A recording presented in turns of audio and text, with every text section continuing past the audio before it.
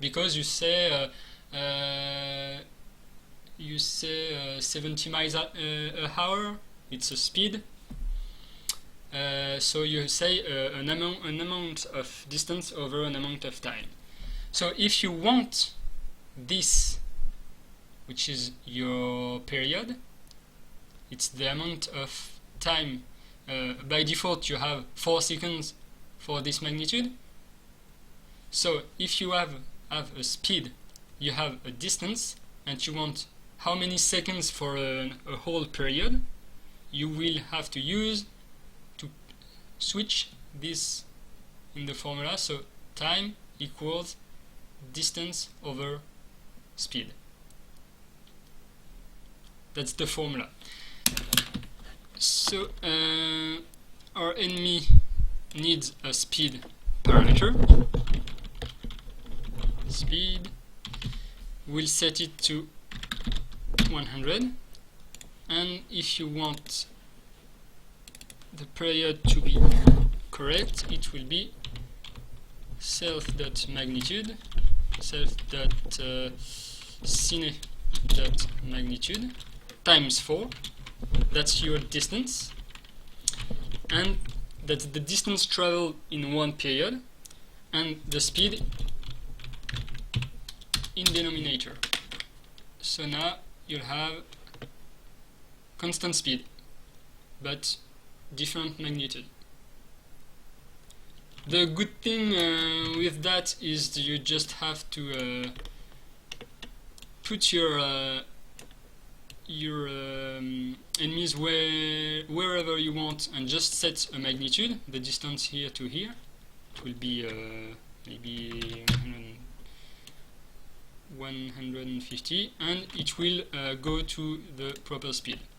So you don't have to put tons of colliders, and sometimes with colliders you may end up with some setup, I don't know, maybe like this.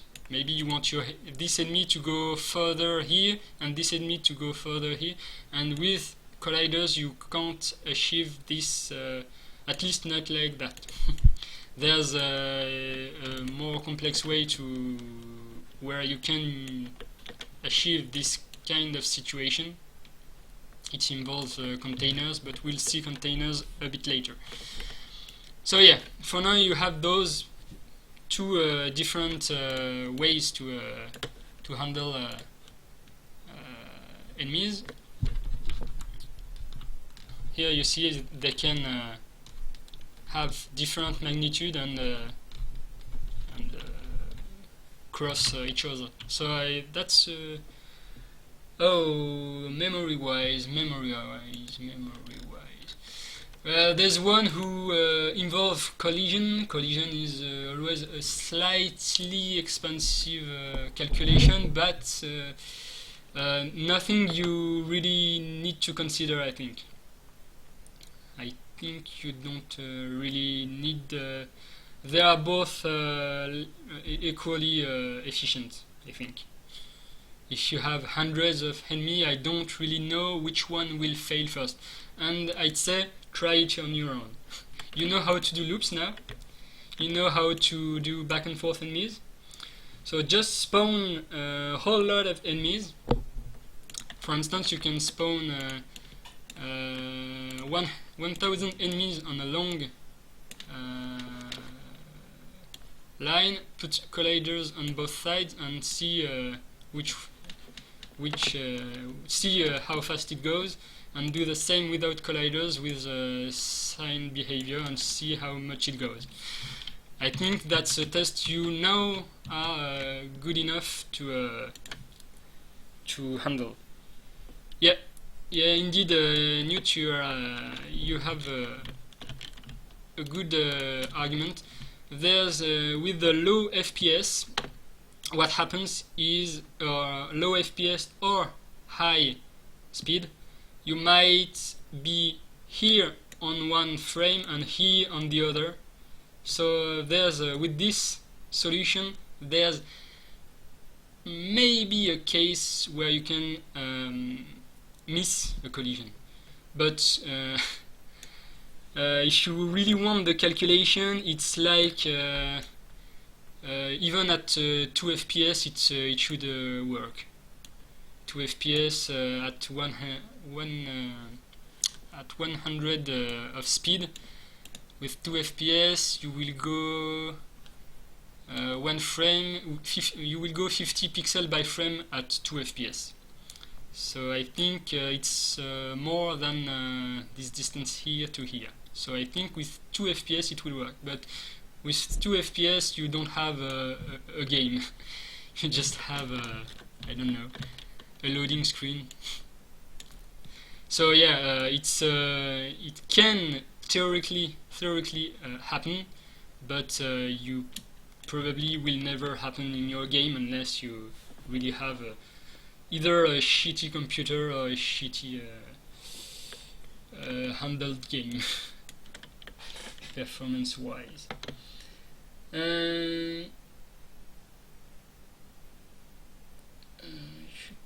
Oh, it should.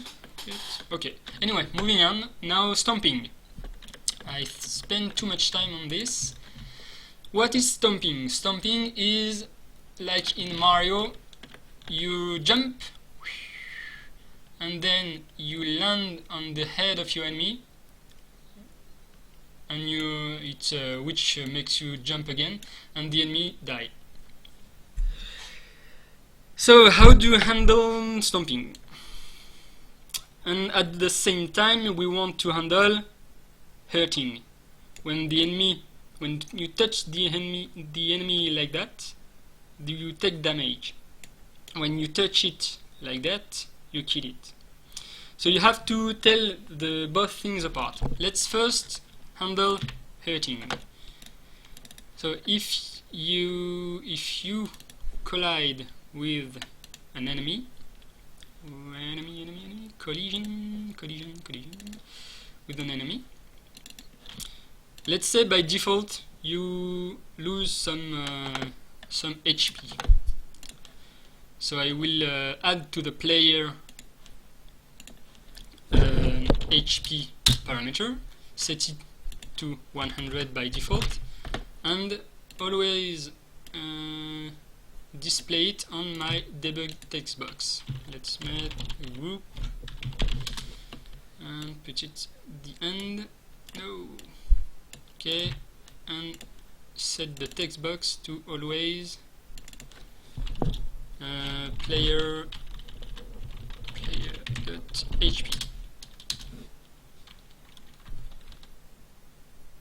In the second section. Overlapping, and I strongly suggest Anata to go see how I handle coins in the week 2 video, because you should see why sometimes collision is better than overlapping. Sometimes it's exactly the same. It's not a question of performance, it's a question of how picking works.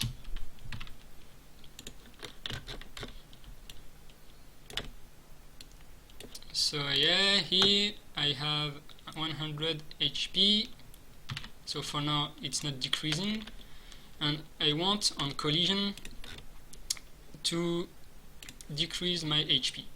Enemy players subtract, let's say 10 from HP. Okay, and I don't have colliders, so I'm losing my enemy.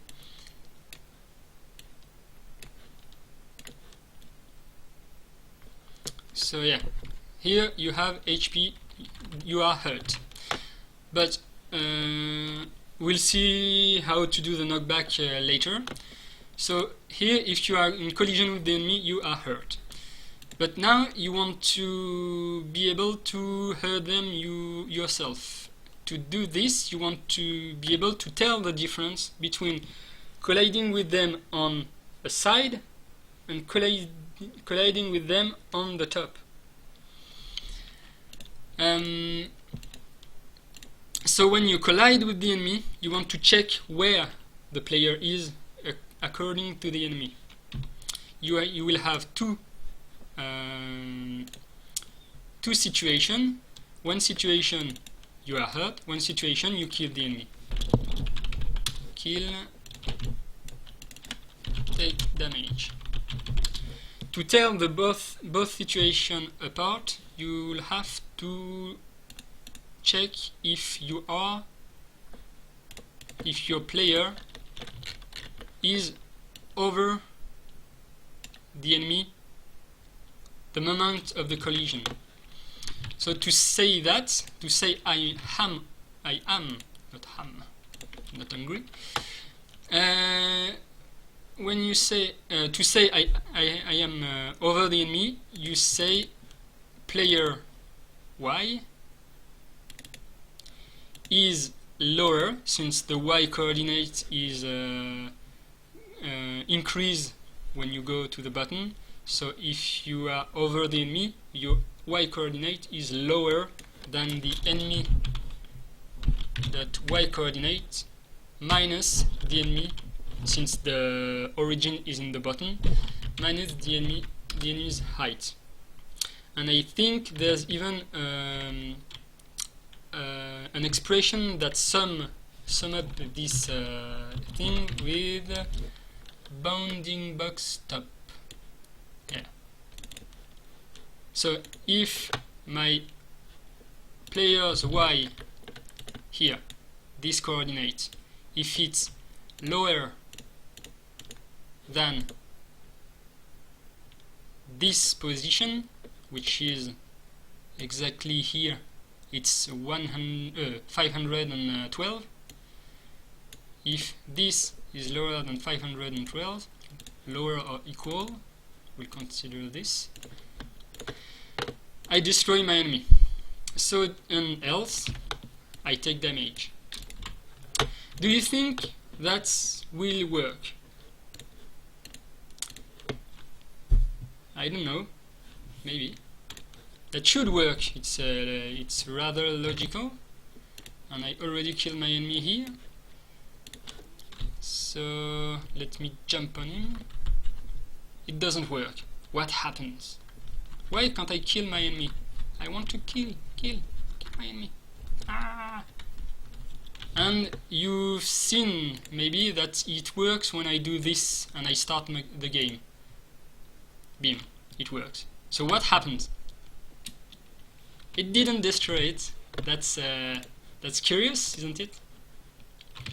That goes down to how collision is handled. Collision is handled here. You are in collision with the enemy. Well, I will change my words. You are overlapping the enemy here. If the edge is the same as the other one, it's an overlap. You are here overlapping the enemy. Here you are also overlapping the enemy. Here you are overlapping the enemy. In both these situations, you are overlapping the enemy here, here. It's all an overlap. A collision is an overlap, but just the first time you overlap the enemy is considered a collision. When you have your hand on the wall, you're not colliding the wall. But when the moment you are touching the wall, you are colliding with the wall. The difference between a collision event and an overlapping condition is the instantaneous aspect of it. So what happens? I'm colliding, but this doesn't work. Because the moment I'm falling on my enemies, I have a certain speed. So at a given FPS, I'm here, then I'm here, then I'm here, then I'm here, then I'm here. And here I have a collision, because that's the first time I'm overlapping the enemy. But my position is lower than the top of the enemy. So I'm taking damage. does